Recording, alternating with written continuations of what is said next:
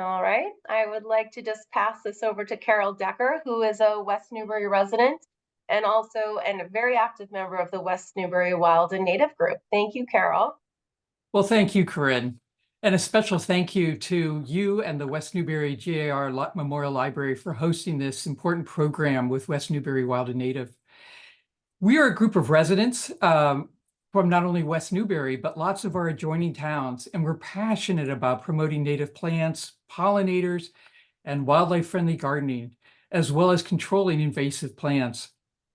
We are very pleased to welcome Emily May, a biologist with the Xerces Society for Invertebrate Conservation, for this important talk on the effect of pesticides on pollinators and wildlife. Emily is a pollinator conservation specialist with the Xerces Society's pesticide program. She received her Master's of Science in Entomology from Michigan State University and has studied pollinator habitat restoration, bee nesting habitats, and the effects of pest management practices on wild bee communities. And before we got on, we had a very interesting discussion of Emily in the field yesterday, looking at actually acquiring pollen from not only wild bees, but from, I should say, some of the honeybees, and looking at the neonicotinoids. You know, I reached out to Emily for a program on pesticides as there's so much misinformation about lawn fertilizers, neonicotinoids used in the ornamental plant industry, the chemicals used to spray plant pests at home, lawn pesticides, and on and on. We have lots of gardeners, and Emily has so much information to share with us on this critical topic. So welcome, Emily. Thank you so much, Carol, for having me, and to the library for hosting.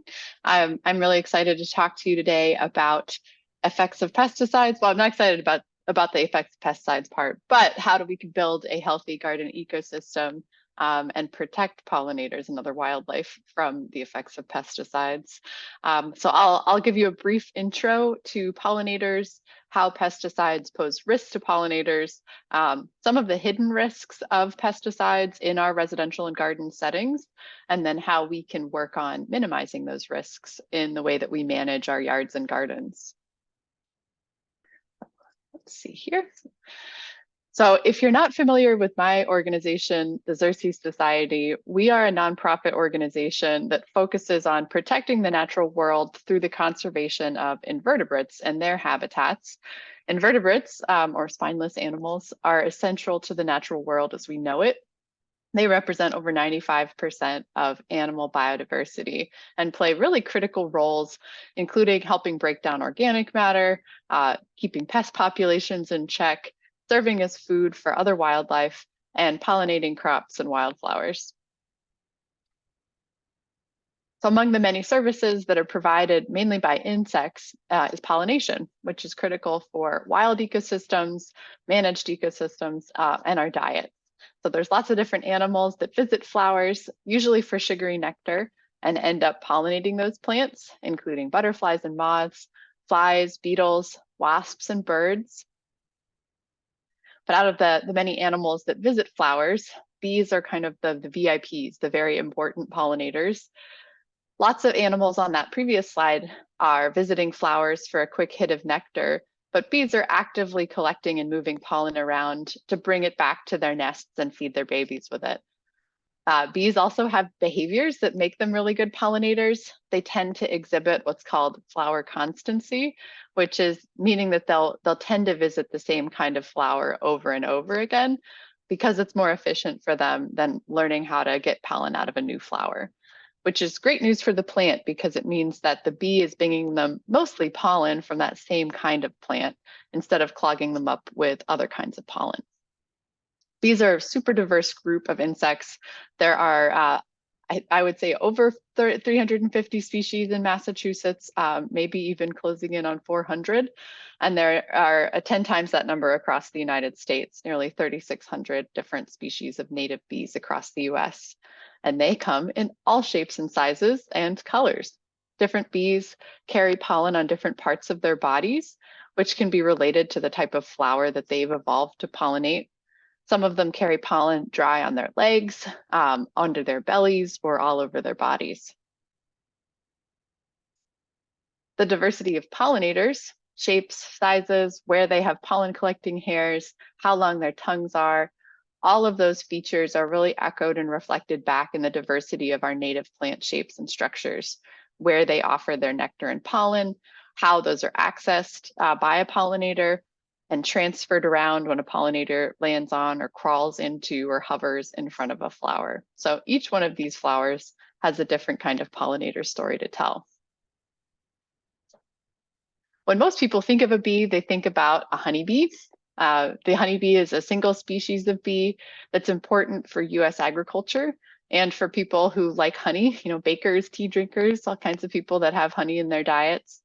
The honeybee is a managed species that was introduced from Europe. So it's not at risk of extinction because it is managed kind of like livestock. Beekeepers have this really close relationship with these animals. And so these bees have some of the best documentation in the country. Hive losses of honeybees and impacts on their health have been this canary in the coal mine for understanding what's happening with all of our pollinators.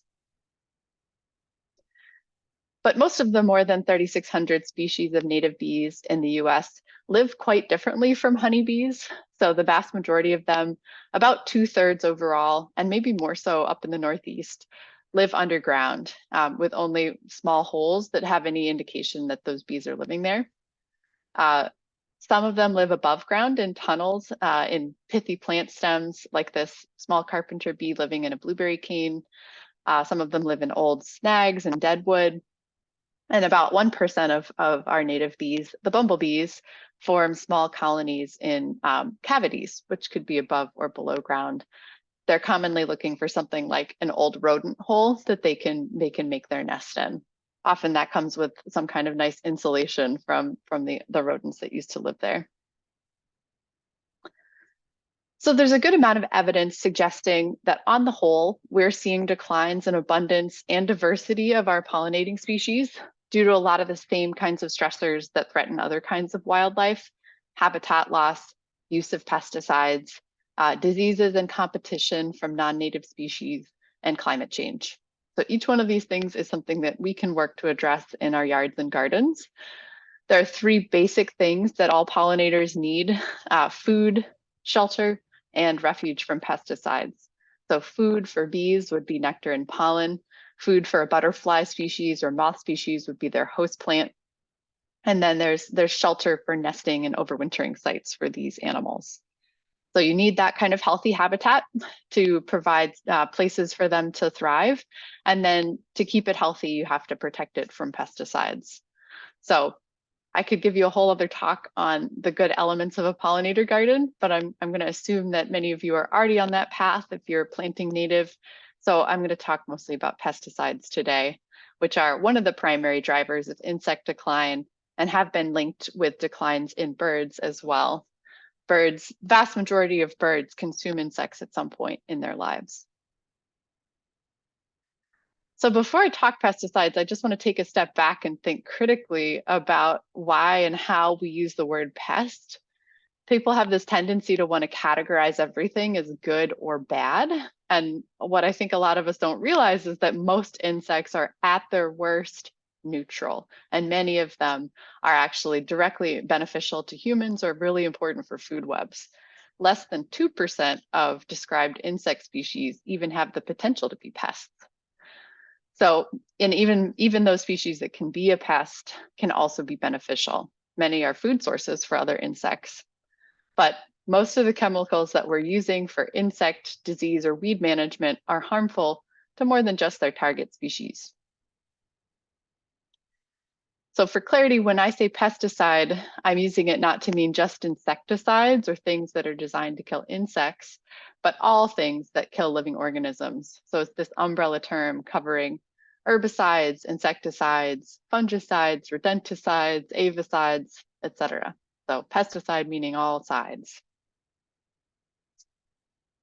And to give you a little bit of regulatory context, pesticides in the United States are regulated by the US Environmental Protection Agency, which is the main agency that's charged with regulating registering, reviewing pesticides. And that's governed by the Federal Insecticide, Fungicide, and Rodenticide Act, or FIFRA, as we call it. That's the main act governing pesticide regulation and use. So it involves some level of tolerance of risk in the way that that legislation is crafted. So the protection standard that EPA is given is no unreasonable adverse effects of the use of a pesticide that they register. What that means is that there's some level of reasonable adverse effects. So it's weighing this economic benefit of pesticide use against potential adverse effects. So things get registered and used that have known harm, but there's some level of cost benefit that's gone into that. On the other hand, the Endangered Species Act, which also intersects with pesticides, that standard is to ensure against jeopardy of listed species. So if you have an endangered species, the mandate there is to ensure that that species is not going to be lost, but only a very small fraction of species are protected by that standard. Most of them are under the no unreasonable adverse effects standard. That's just important for knowing that pesticides are registered knowing that they have harm to wildlife and the environment. When we think about pesticides, we often think about agricultural spaces, but there are about 60 million pounds of pesticides used in residential areas in the United States, representing a quarter of all insecticide use. So these spaces are getting a fair amount of insecticide use. And in fact, more pesticides are used per acre in urban areas than in agricultural areas. So in our communities, pesticides are often used for cosmetic reasons to maintain manicured landscapes. They can wash off from grass and patios, impervious surfaces, and end up in our waterways. So data from water sampling from the US Geological Survey found that 61% of rivers in agricultural areas contained pesticides that were at levels risky to aquatic life, 61% in ag areas. And then in urban areas, 90% of sampled urban streams and rivers contain levels of pesticide risky for aquatic life. So it's something that we need to be thinking about and aware of in our own communities. But how are pollinators exposed to these pesticides? So risk also has a specific definition, pesticide risk, and it's a function of two things. The toxicity of the pesticide, so how harmful it is to a particular pollinator, and then exposure, so the level of exposure or the dose that a pollinator receives as they go about their lives. So how are pollinators exposed in gardens? They might be sprayed directly, which is particularly an issue if plants are sprayed when they're flowering. They can also be exposed by visiting flowers that were previously sprayed. Some pesticides don't break down immediately. Some of them are quite long-lived, meaning a pollinator might come into contact with residues even if the spray happened days or weeks prior. So some bees line their nest with mud or leaves, and they might collect nest materials from plants that have been treated or contain residues in them. So if leaves or soil are contaminated, bees could be exposed for a long time in their nests. Or if a butterfly's caterpillar is feeding on its host plant and its host plant is contaminated, that can be a long period of exposure. And then there are systemic pesticides, or water-soluble pesticides that get taken up into plants. They work by being absorbed into plants and moving inside plant tissue. And this is something where we would have concern for flower visitors because they can end up in pollen and nectar. And they could also be present in leaf tissue that's being eaten by a caterpillar of a native butterfly species, right? So there's lots of different ways that pollinators can be exposed to pesticides once they are applied. And when a pesticide is persistent and highly toxic, this means there could be a long period of risk for those organisms visiting and feeding on the plant or excavating their nest in the soil. So I'm guessing many of you have heard of neonicotinoid insecticides. They are a class of pesticides that have a particular combination of characteristics that make them particularly high risk to pollinators. Most neonics are highly toxic to bees by both contact exposure, so on the outside of their bodies, as well as oral exposure, so when they consume it in pollen and nectar. On the exposure side, these insecticides pose real challenges. So they are systemic, they're water soluble, they move into and through plant tissues and can end up in pollen and nectar. They are persistent, sometimes remaining at harmful levels in woody plants and soil for months to years after they were applied. Untreated plants that grow in areas that were formerly treated with these chemicals, such as cover crops following a rotation of treated corn or soybeans, can pick up residues from the prior applications. And they're used really ubiquitously in agriculture as well as in urban areas. So this figure on the right is showing the increase in neonicotinoid use by crop from 1992 to 2014, which is really a massive increase for a short period of time. And it's understandable, that neonics and the risks that they pose to pollinators have kind of dominated the conversation about pesticides and pollinators over the last decade.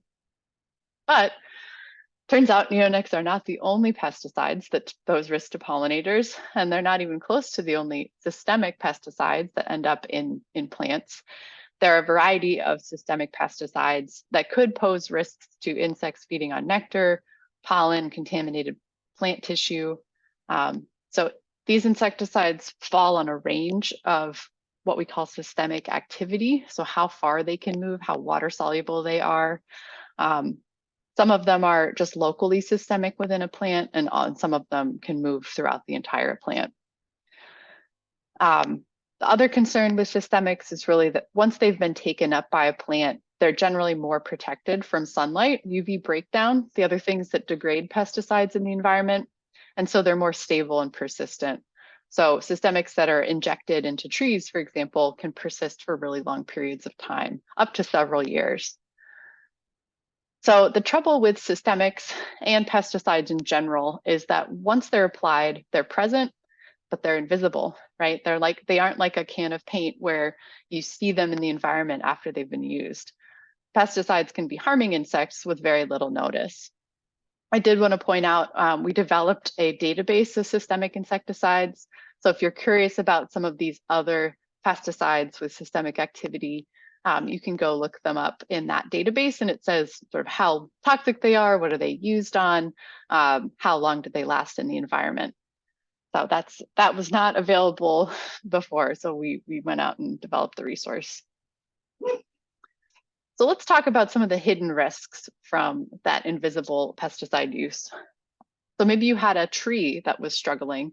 This is a common thing, calling up a tree doctor or an arborist for some kind of problem in a woody plant. And that person might inject or otherwise treat the tree with a systemic fungicide or an insecticide. The most common class of systemic insecticides is the neonicotinoids that I mentioned, which tick a lot of the red flag boxes for pollinator risk: high toxicity, persistent, in widespread use. So blossoms and leaves from those types of applications can be still contaminated even the year after an application. There was a study by a pesticide manufacturer actually that found rhododendron blooms and leaves were contaminated with bee toxic levels of neonicotinoids the year after a soil drench application. Another hidden risk of insecticide use of systemic insecticides is perimeter and foundation treatments for control of termites and carpenter ants. Some of those products are very similar to the neonics. There's a chemical in Termidor is fipronil. And recently we sampled milkweed from a number of different kinds of sites to see what kind of pesticides were ending up in milkweeds, potentially affecting monarchs. And there was one home that had not applied pesticides in the last 6 years, but the milkweed that had been planted around their foundation was contaminated with concerning levels of an insecticide commonly used for structural pests. And so we found out that the current owner, who moved in 6 years ago, at the time that right before they moved in, the home had been treated for ants or termites. And so shortly after moving in, they planted the milkweed. And then 6 years later, that milkweed was still getting concerning levels of that structural pesticide use in the plant. So pollinator attractive plants around the exterior of houses could be a source of pesticide exposure if those homes got a foundation drench of a systemic insecticide. This actually also just recently happened to my parents, and we've been working through moving the pollinator attractive plants away from the foundation of the house and replacing them with things that don't attract pollinators, unfortunately, in those areas because of an application for carpenter ants. Another place that you might not be thinking about that could pose risk to pollinators are for lawn treatments. So grubs in lawns are generally beetle larvae that feed on grass roots. And some of the chemical options for grub control are pretty high risk for pollinators. Some of them are neonicotinoids. There's also a diamide insecticide, chlorantraniliprole, which is really common as a lawn grub treatment. Chlorantraniliprole is less toxic than neonics to bees, but it can be up to 500 times more toxic to monarch butterfly caterpillars, and it's also systemic. So the unfortunate part of these lawn treatments is that these chemicals that move with water, these systemic insecticides, do not stay where they're put. So if you have pollinator plants, let's say milkweeds, close to a lawn, a systemic grub treatment could move into pollinator plants around the lawn and pose harm. So definitely something to be aware of if you're gardening for pollinators. And we would really love to see individuals and parks moving away from the use of these kinds of lawn grub treatments. So we've done some other testing of milkweeds, including milkweeds sourced from retail nurseries. And we found that those were also almost universally contaminated with a variety of pesticides, including the systemic insecticides that can be found throughout the plant. And it's really so frustrating to think that you might be out there trying to source native plants for your pollinator garden, only to be bringing home plants that might actually harm some of the insects you're trying to protect. So we developed a couple of guides, one for consumers and one for nursery managers on pollinator-friendly nursery practices to help you have a conversation with your local nursery about the kinds of practices and the kinds of pesticides they might be using, and what you're looking for and expecting as a consumer that's looking for bee-safe native plants. So one thing that's good about this is that I've heard many people tell me that they've been able to bring their concerns to the attention of their local nursery and see actual changes in pesticide use or plant sourcing as a result. So it's definitely worth a shot and a conversation. So insecticides pose the most obvious danger to pollinators because they were designed to kill insects, but other types of pesticides can also have effects on pollinators and other wildlife. So one of the other really common pesticide groups are fungicides. Those are pesticides that kill mildews and similar fungi that damage plants, and they're used widely in agriculture as well as in urban landscapes. They're typically the most abundant type of pesticide that's found in bumblebee and honeybee hive material. So bees that are exposed to fungicides appear to be more vulnerable to certain kinds of pathogens, most likely due to fungicides disturbing their gut microbiome. So fungicide can wipe out, the microflora in their gut, which makes them more vulnerable to some of these gut pathogens. And that use of certain fungicides and the presence in these hive materials where the bees are developing on fungicide contaminated bee bread and that kind of thing has been linked to declines in a few bumblebee species. Some fungicides can also effectively multiply the toxicity of some insecticides. So if a bee is getting exposed to a cocktail of different things in the environment, if they're getting exposed to a fungicide and then a certain type of insecticide, they might be seeing more impacts from that combination. And unfortunately, these kind of subtle harmful effects are not assessed in the body of research that's required to register a pesticide. So there's a lot of harms that are not evaluated as part of the decision process that EPA uses to say, yeah, we're going to go ahead and register this pesticide for use. Typically, they're being considered on a chemical by chemical basis and not paying attention to all the ways that these chemicals actually interact in the environment. So we have a fact sheet on fungicide impacts on pollinators that's available on our website if you want to learn more about this. Herbicides, which kill plants, are also in very widespread use in agriculture and residential areas, as well as in native and natural areas for invasive plant management. And the main impact of herbicide use is loss of flowering plants, right? They kill flowering plants that provide food and shelter for pollinators, especially across the millions of acres where these herbicides are being used in agriculture. They are generally lower toxicity compared to other pesticides on contact for pollinators, but there's increasing evidence that, like with fungicides, exposure to herbicides can make bees more vulnerable to other stressors. So many fungicides, many herbicides are systemic, just like the neonics, they end up in the plant.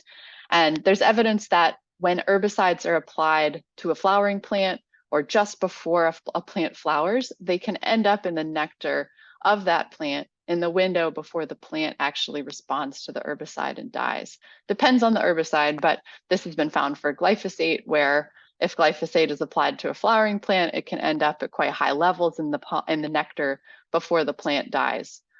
So one key mitigation for invasive plant management, it sounded like your group does some of that, is to avoid applying herbicides to plants in bloom. You know, make sure to cut off the flowers if plants are being treated.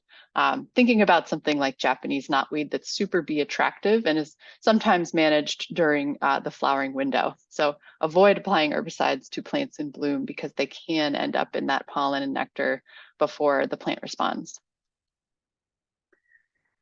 One other thing I wanted to mention, in our gardens, we also need to be aware that just because a pesticide is organic doesn't mean it's non-toxic or that it doesn't present some risks to pollinators. I often hear things like, oh, it's just neem oil. Well, neem oil and its active ingredient, an active component as a directin, that's an insect growth regulator, which means it has impacts on developing larvae, affects their ability to molt through the different stages of growth. So it's organic. It's not safe for caterpillars or bee larvae. So just something to be aware of. Wouldn't want to use neem oil on a caterpillar host plant, for example. Bt is another common organic pesticide, which is a soil bacterium that produces these crystalline proteins that poke holes in insect stomachs. And different strains of Bt are specific to different groups of insects. So the most common one that's available for organic gardening is a strain that targets Lepidoptera, or butterflies and moths. So that one is practically non-toxic to bees, but it's not safe for butterflies, right? So just to be really aware of the products that are available for use and what they actually affect. So the organic insecticides can be quite toxic in some cases, pyrethrin, spinosad, depending on what insect you're looking at, Bt, neem oil. This doesn't mean that organic pest management in agriculture is on par with conventional pest management or conventional pesticides.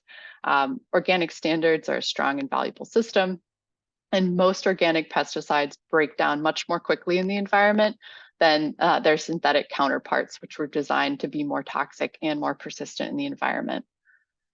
So a classic piece of misinformation that you'll hear, especially for people looking at backyard mosquito treatments, is that pyrethroids, which are the synthetic relative of pyrethrins, an organic pesticide derived from chrysanthemum flowers, still toxic to bees, but the pyrethroids, the synthetic versions, are much more toxic and persistent in the environment than pyrethrins.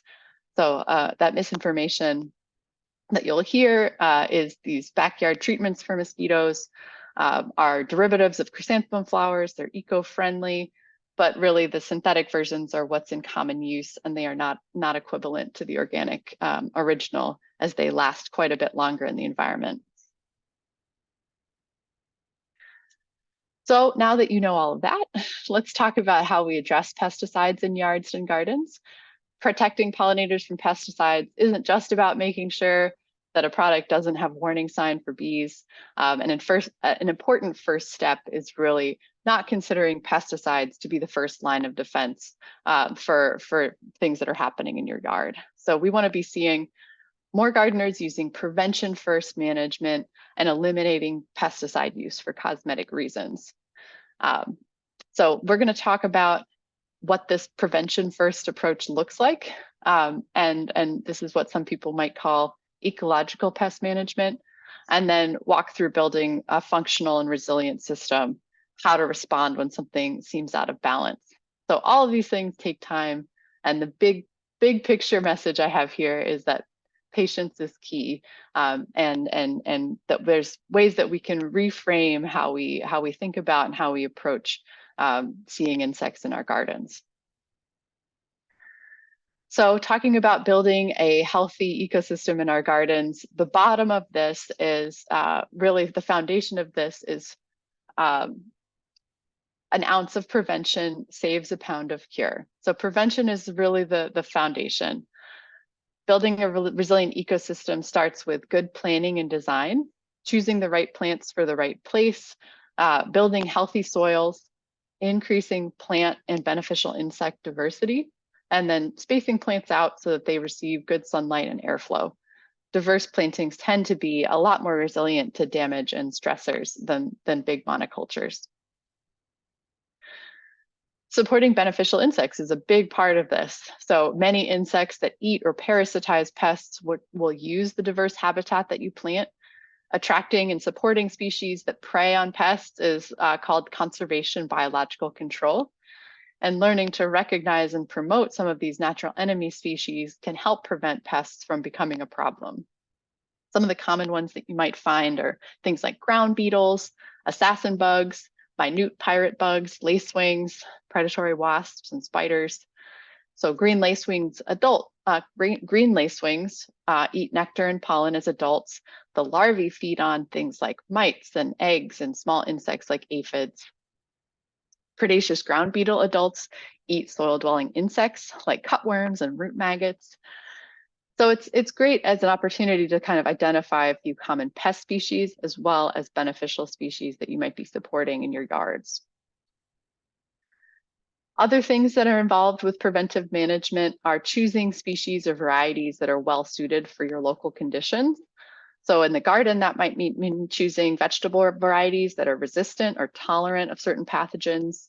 Tomatoes, as an example, are really susceptible to a variety of things like late blight and early blight. And if those have been an issue in your garden, you can look for varieties that have more resistance going forward.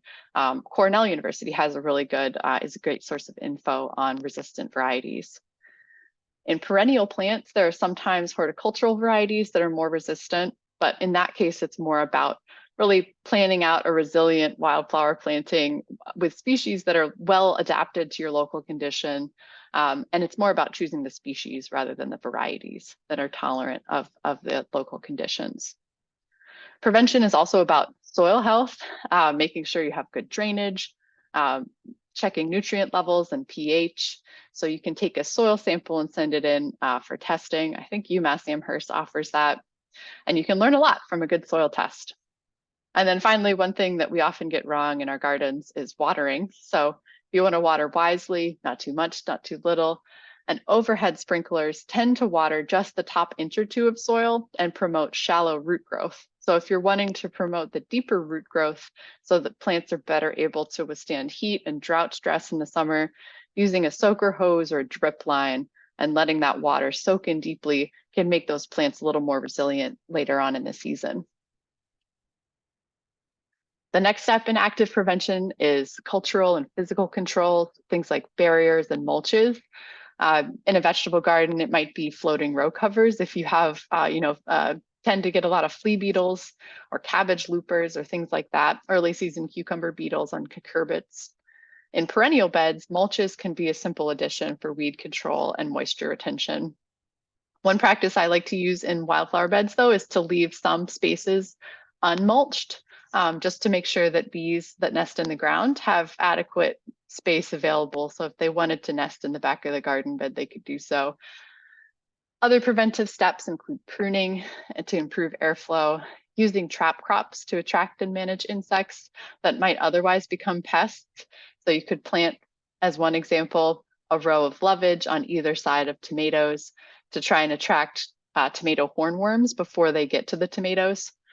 So it's not a one-size-fits-all thing. Each crop attracts a specific set of pests, but they can fit into a home garden setting and can be an interesting way to try and get some of that preventive management.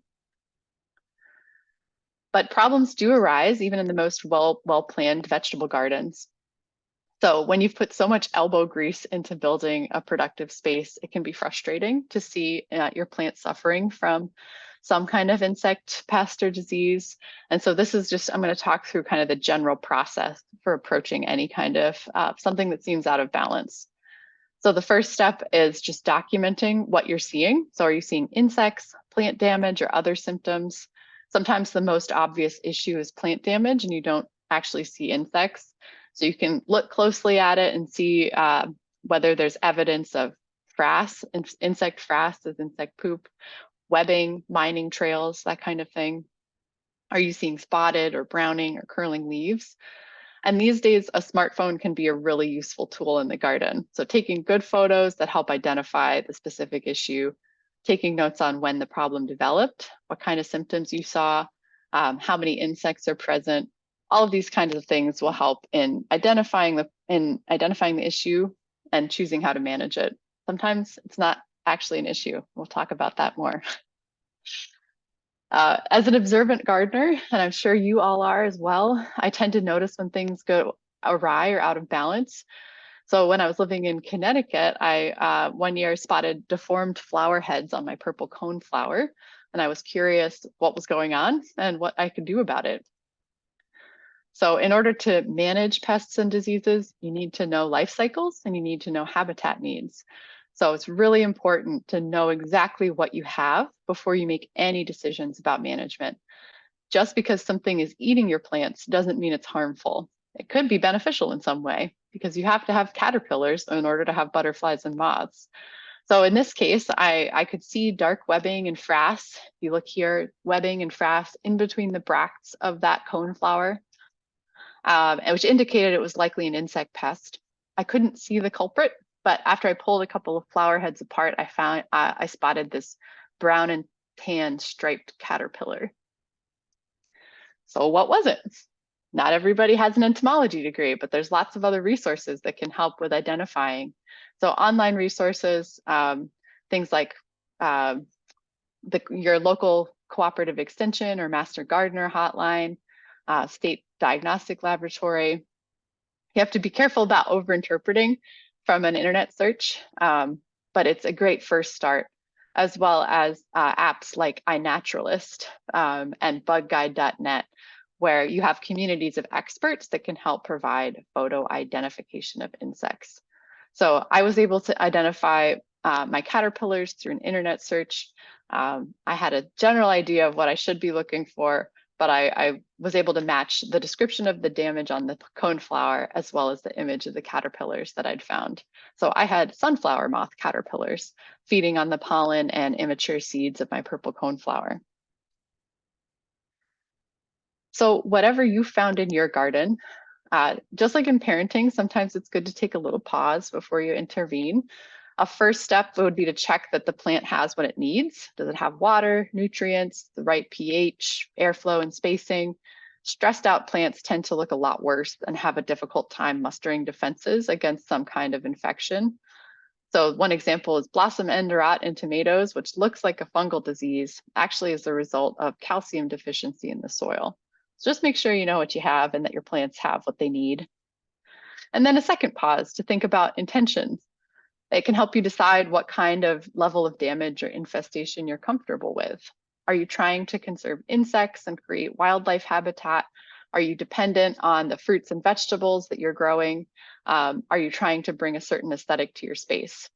So in crops, researchers can provide thresholds for intervening based on economics, when it makes sense to take action against a pest to prevent yield loss. In home gardens, economic thresholds don't really work. Generally, we're able to tolerate a lot more damage because our livelihoods are not on the line. So if I think about my own land, I have three main goals: to conserve and support diversity of insects and birds and other wildlife living around me with native flowering plants, to create a beautiful space that I like watching in the morning with my coffee, and given that I have a toddler and a busy life otherwise, to manage land with as little effort as possible. So I want a system that I can build, put some effort up front into, but then have a healthy and functional ecosystem that requires very little intervention from me. So all of these things help me to take a pause before making any moves in the garden. Just because an insect is present and eating your plants doesn't mean it's a problem. So it might be present at a level that's being kept in check by beneficial insects, or it doesn't affect the health of your plants or doesn't threaten the health of your plants. So before I come back to my coneflower example, going to give you another example from my yard. This is Pearly Everlasting, which I planted in one of my pollinator beds, which is the host plant for the American lady and painted lady butterflies. And I was really excited to put it in the garden. And then the next year, after I put it in, it came up again and looked pretty terrible. It was covered in frass. Its leaves were heavily damaged. And I thought, what the heck is going on? That looks so bad. But then I looked closer and it was teeming with American lady caterpillars. So I let them be, right? That's why I had put it in there in the first place. And then 2 months later, the plants came back and were looking huge and healthy and beautiful. So this plant species has had a relationship with these larval butterflies for much longer than any of us have been alive. So this species can withstand the damage that it's adapted for. And that's true of so many native plants that have these relationships with native insects. They can come back and withstand the damage that they were adapted for. I think about that with eastern tent caterpillars as one example of something that we as people often want to intervene in, but actually those insects are native and have had relationships with tree species for many generations. Gardening for wildlife means rethinking what damage to plants actually means. The presence of caterpillars is not a threshold for intervening. It can actually often mean that you are doing something right? So is your plant being eaten? You can pat yourself on the back because there's wildlife in your garden. There are still times that I might intervene. Big outbreaks of certain insects could reflect an imbalance in the system. When something isn't being kept in check by predators, or maybe I have a non-native insect that doesn't have a natural predator. So the long-term response to that is still to keep increasing plant diversity, to promote beneficial insects, that try to keep the system more in balance. But coming back to the coneflower example, for me, it took significant damage to basically every available flower head before I decided to intervene to try and just retain some of the pollen and nectar resources from that plant for other insect species in the garden. So I don't use pesticides in my yard, but I did decide to just cut and bag some of the most heavily infested flower heads. And I've used a similar method for bee balm, which had a heavy infestation of the raspberry pyrasta moth caterpillar. And in response, the plants produced more flower heads, some of which were less damaged and had accessible nectar and pollen for other species. So this was not a big intervention. I wasn't getting rid of every flower head. It was just enough to try and keep some of that in check and make those resources available for other species. For lots of diseases and certain larval infestations, sanitation or the removal of infested plant material is a top choice for reducing the level of damage, breaking the development cycle of that particular insect or disease.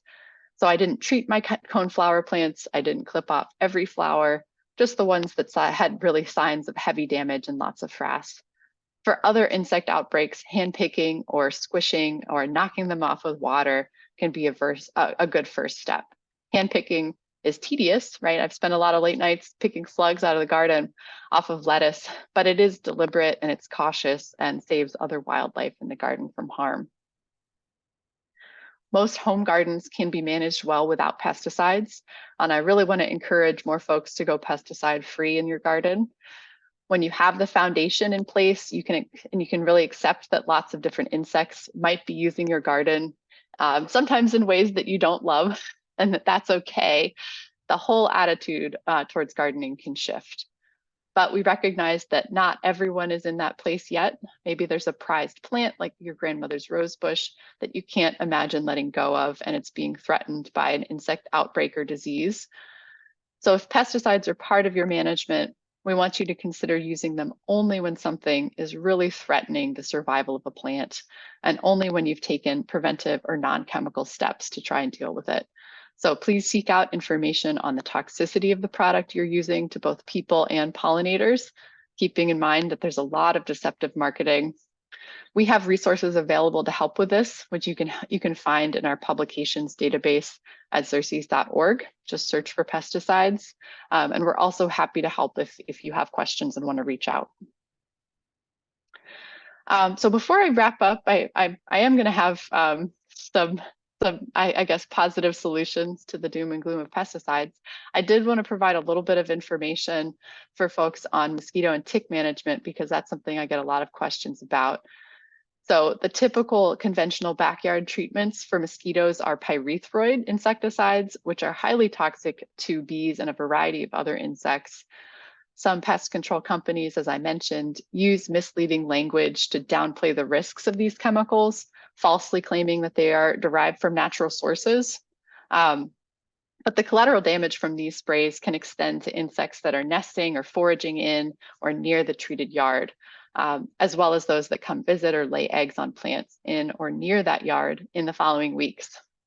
So we've been trying to do some residue sampling studies to understand how far these residues are traveling from backyard applications and vector control district applications, and what we can do to better protect our pollinator gardens from the impacts of drift from these types of applications. So for example, if you have a neighbor that is firmly set on applying these mosquito treatments and can't be convinced otherwise, you might consider planting some conifers, some evergreens between your yard and theirs to try to help catch that drift if you have pollinator plantings close to a neighbor that is applying these pyrethroids. The worst part about this, at least in my perspective, is that for mosquitoes, these single yard treatments really aren't effective. Mosquitoes can fly, they can quickly repopulate a treated yard from the community sources of mosquito breeding. So it's an expensive treatment that has impacts on pollinators and pets, and in some cases, potentially people, and it doesn't even work very well. So reducing mosquito encounters happens at an individual level, from personal protection in the form of clothing and repellents, and then as well as source reduction, so removal of standing water. A mosquito can breed in an amount of water that's the size of a bottle cap. So really being careful about checking gutters, checking, kids' toys, checking old flower pots to find any sources of standing water and remove them, and limiting mosquito production by draining that water out. And this can be happening at the backyard level as well as at the community level. You can also work with your town or county or vector control district to think about how to support and encourage healthy wetlands with mosquito predators like dragonflies, and use an ecologically sound pest management framework for mosquito management, focusing really on that source reduction, surveillance, and control of larval mosquitoes before they reach adulthood. So that's a lot of information. The one thing I also wanted to mention is that some of you may have heard of the larval dunk trap that Doug Tallamy has talked about, which is an alternative control method for single yards that makes use of the mosquito-specific or fly-specific Bt pesticide in a trap that doesn't appear to attract bycatch of other insects.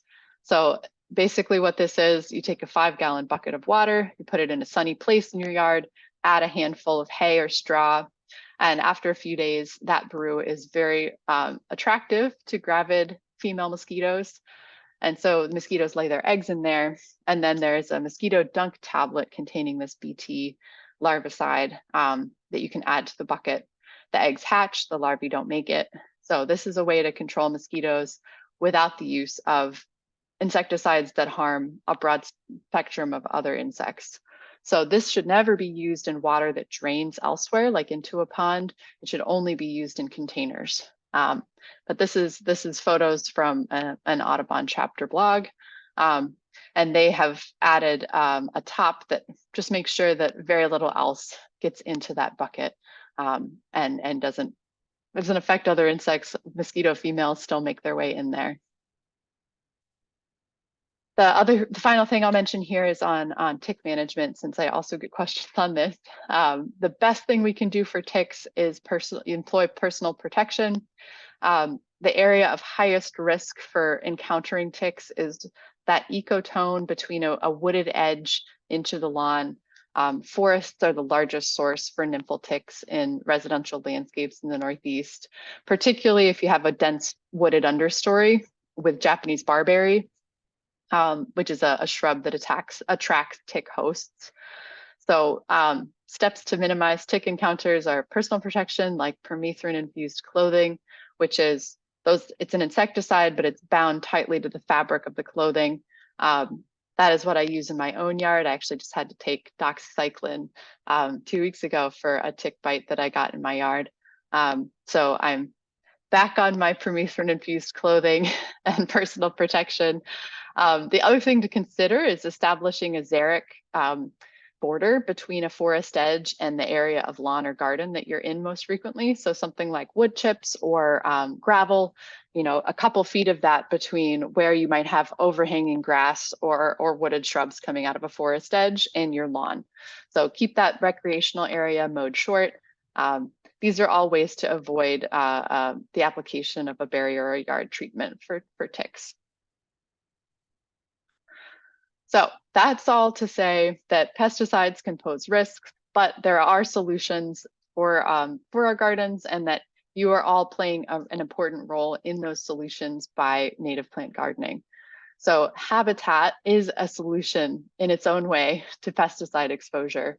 Maybe you've already taken steps to eliminate pesticide use in your yard and garden, but you're worried about what your neighbors are doing. You're worried about what's happening in the community. So I did want to offer you the hope that there is increasing evidence that bees that have access to abundant and diverse food sources are much better equipped to deal with the effects of pesticide exposure. So good nutrition is reducing the impacts of pesticide exposure.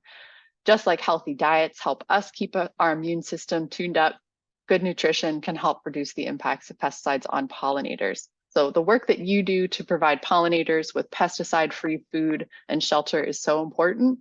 And as you get deeper into the work, you can also help to engage neighbors and community to talk about how to shift practices around you as well. We have a lot of community-focused resources at our Bee City USA website. And so I know I'm getting close to the end here. I just wanted to wrap up by talking about the power of observation and incremental progress in ecological gardening. So if you're used to mowing and bagging and cleaning, it can take a shift in perspective to get used to that native aesthetic. And getting curious and observant really helps. Just watching the plants in your yard, how they're doing, what they're attracting, what conditions they seem to thrive in, looking at other plants nearby, what grows well, what buzzes with life around your community is a better indication of how well that plant is going to do in your yard than how good it looked on the day that you saw it in the nursery. So this is a case where it's totally encouraged to be a nosy neighbor. And I've made several friends around the neighborhood by asking about their plants. It really helps when you're wanting to go clean something up to just think about what life you see there. Take a minute and just watch the bumblebees on the aster and the goldenrod, what you might not see hidden under the thatch, and just let it live and enjoy the buzz and hum of life in the garden. Watching your plants and what visits them is part of this continuous process of evaluating what's working and what's not working. And so maybe you can't make every change that you want every year, but just doing it in easy to do chunks. My front yard started with a few pollinator plants and a lot of mowed grass. And my goal is just to take out more grass every year. Take time to enjoy what you've created and find what plants give you that kind of amazing hum and buzz in the garden. As you build more diversity into your yards and garden, bit by bit, that ripples up through the food web to create this full and functional system that supports far more life. Our vision is really a future where all landscapes, towns and cities, farms and natural areas can enjoy thriving, abundant, and diverse invertebrate populations, which takes solutions at all scales, including at the scale of gardeners, farmers, and other land managers, as well as broader regulatory solutions. Managing gardens without pesticides can feel like a big ask, but the long-term payoff is greater ecological and human health. So I hope that you'll take all of this to heart as you work to conserve pollinators and other wildlife in your own communities. I would visit our website for lots of resources on lots of different topics on pesticides and pollinators and other insects. This is a library of decades of work. So if you're interested and you're not finding a resource that's, that you would really like to know more about, I would encourage you to contact us because we're always trying to fill in the gaps on those kinds of resources that you're looking for. So thanks so much for having me. And I'll stop there. Emily, thank you so very much. Oh my goodness. I love the hum and the buzz in the garden. And it's doing those little bits. I also liked what you said about um by having these strong native plants, we can really help the bees, our native bees, be stronger in their own defense against some of these pesticides. So yeah, just Yeah, just much. one example of that that is coming out of UMass Amherst researchers' work is that plants in the sunflower family have this pollen that's kind of spiky. And so having plants available in the sunflower family can help bees actually clear out some of the gut pathogens that they have in their systems. So they consume that pollen, and then that spiky pollen grain comes through their gut and helps them clear out pathogens that have made a home in there. So it's helping with it's almost like taking a tonic to help them with some of these gut pathogens. So it's just one example. That's one we know about, but I'm sure that having other plants and the diversity of native plants can provide similar benefits. Oh, that's fascinating. Are there any questions from our participants? Anything burning? You covered so many topics, so it was wonderful. I have a question. I wonder, this is kind of putting you on the spot a little, but I wonder if you have like an effective soundbite for someone who is really married to their lawn. Someone who's, this is all like wah, wah, wah, and they just care about their lawn. Do you have, a couple sentences that I could say to try to change that person's perspective? Oh, that's I know after it's just hard. giving an hour-long talk. Sometimes I struggle with getting it condensed down into just a couple sentences. Um, I mean, I think the main thing, lawns are, I think everything should have a clear purpose. So lawns have a purpose of looking a certain way, but they don't do anything for other wildlife, right? So if we're looking to conserve all of the wildlife around us that is struggling, we need to be building in plant diversity. So we don't have to get rid of all of our lawns. If you really like the aesthetic of a lawn, you can keep part of a lawn, especially if it is also used for some kind of recreational purpose. Maybe you have a toddler that likes kicking a ball around or something. But filling in around the lawn with native plants helps that space become much more vibrant and part of the local ecosystem instead of taking away from it.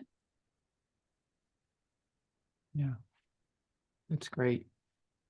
Boy, and thank you for your information on these larval dung traps. I had missed that. So that's just another good one if people are asking and, for mosquito control. That sounds very effective and really so much less toxic. So, Right. Yeah, it's very contained. And there was a community or two in New Jersey that did some studies on more community-wide implementation of those. So getting a neighborhood where, every few houses they had a dung trap.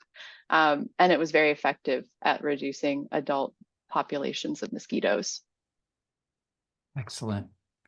Emily, thank you so very much again. This is just invaluable information, so much to learn, and you certainly condensed this wide subject down into something that we can all really think about and explore more in the Xerces website. So thank you for all your work in helping us learn more about this subject and really in just all your work with native bees and helping them in the future as we go forward.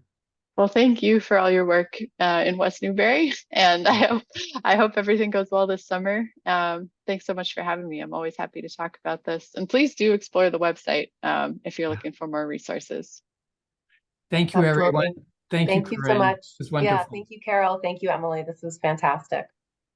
All right. Awesome. Have a nice Thank afternoon, you. everyone. Thanks for joining us.